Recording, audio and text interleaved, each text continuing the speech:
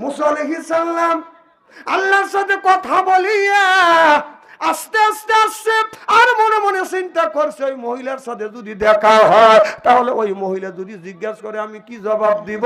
আল্লাহ তো বলছে আল্লাহ বেটাও দিবে না বিটিও দিবে না। এসে দেখে ওই মহিলাটা দাঁড়া আছে।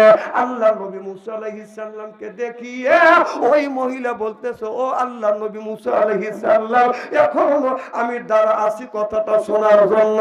আপনি তো আল্লাহর কাছে গিয়েছেন, আল্লাহর সাথে কথা বলেছেন, আপনি তো নিশ্চয়ই আল্লাহর কাছে জিজ্ঞেস করছেন আল্লাহ আমাকে বেটা বিটি দিবে কিনা।